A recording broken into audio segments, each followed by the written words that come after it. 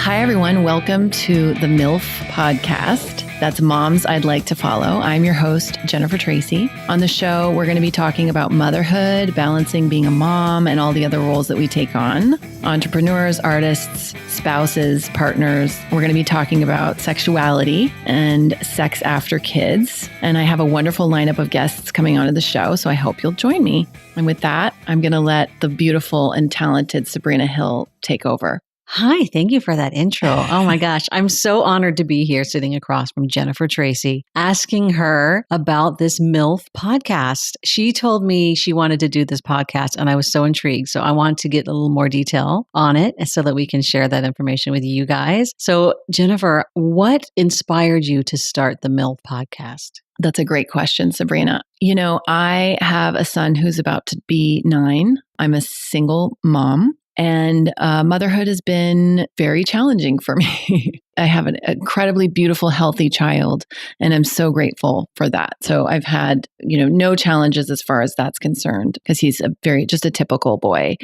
However, just from my pregnancy was very easy. Childbirth was relatively typical, but it was everything after that for me was just incredibly difficult and challenging. And I thought that something was terribly wrong with me for a long time and that I just couldn't get it right and that I wasn't a natural at it and I should have been. And through those years, I joined a baby group with other moms with kids my child's age, and I formed very close relationships with those women. And those are the women that I think of. I'm still close with them today. Many of them consider them some of my best friends. And we were like in the trenches together, because we would come to this baby group, with our little 3-month-old babies, and we all just looked so haggard, so exhausted, so depleted.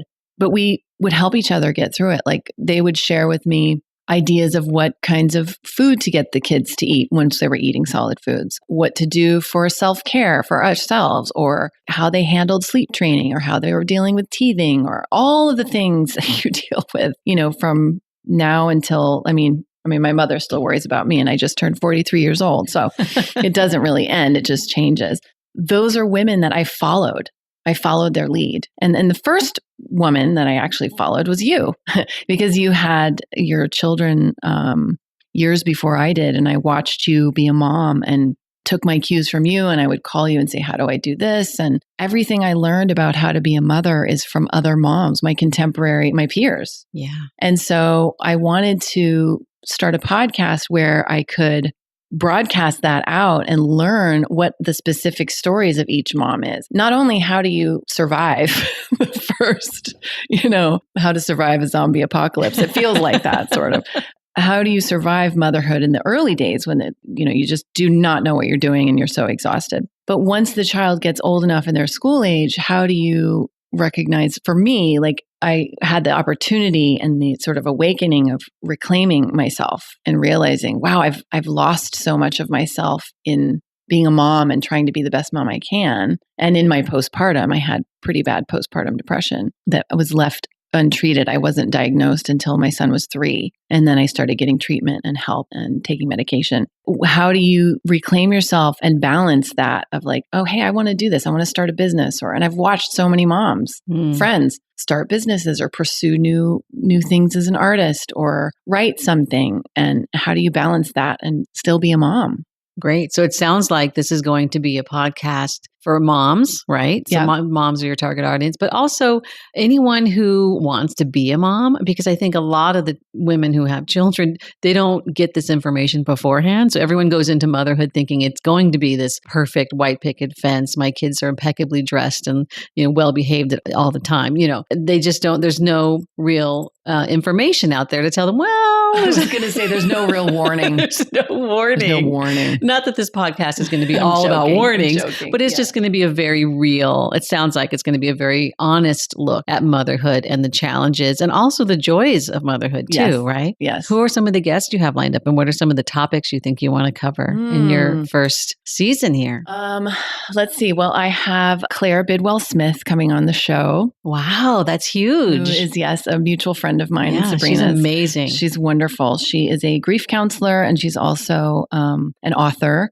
And she has her third book coming out about anxiety in grief. We're going to be talking about that on the show. And she's also about to give birth to her third baby. She just recently got remarried. Yeah. She has 2 daughters and a baby on the way. Yeah. She's written some wonderful books. So everyone who's listening should look her up and anticipate that. That's going to be a great episode. Yes. So I have Claire coming on. I have Catherine Hahn coming on. She's an actress and a mom, and she has to balance. She's probably the hardest working actress I know. She works more than anyone. She sure does. I love her in everything she does. She's great. Yeah. And she's out of town a lot. And I want to talk to her about how she balances, family life and work life. I also have Bea Ockerland coming on the show. She's a very well-known stylist. She's a stylist for Lady Gaga and Beyonce. Wow. To name a few. Jennifer, look at you. Yeah, it's a great lineup. Obviously I have Sabrina Hill on this show.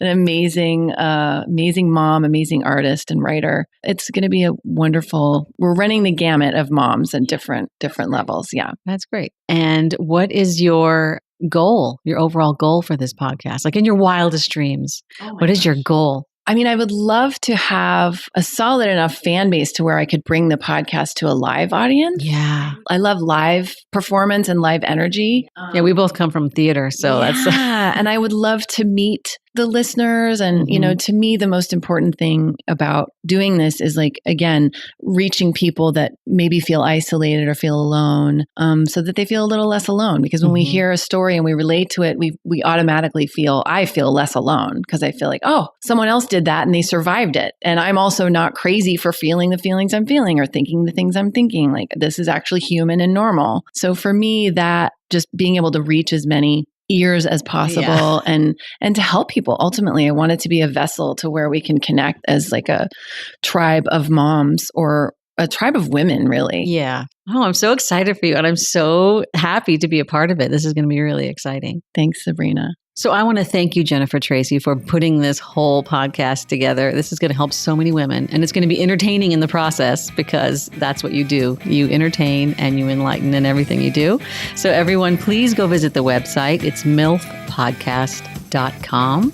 You can also search it out on all the social media platforms and follow Jennifer and the MILF Podcast.